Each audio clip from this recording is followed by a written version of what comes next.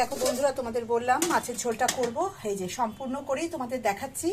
এটা সাদা জিরে ফোড়ন, আদা বাটা, হলুদ, জিরের গুঁড়ো দিয়ে আর আলু, তারপরে যা যা দিয়েছিলাম ওই কাঁচা কলা, পেঁপে, সজনা ডাঁটা সমস্ত কিছু কষিয়ে নিয়েছি।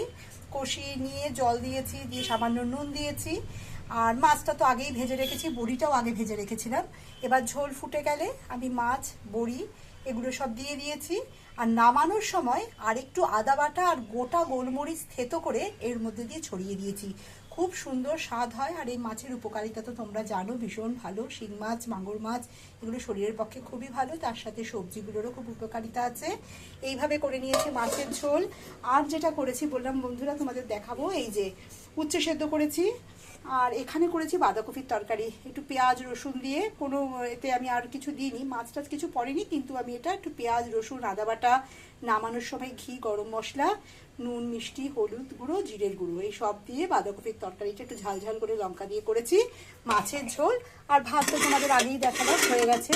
আর টিফিনের জন্য নিয়ে নিয়েছি ব্রেড আর এই যে বাটার, এটা দিয়ে আমি ব্রেকফাস্ট করব। তোমরা আজকে কে কী খাচ্ছ ব্রেকফাস্টে, লাঞ্চে আমাকে কিন্তু জানিও বন্ধুরা। তোমরা সবাই ভালো থেকো, সুস্থ থেকো।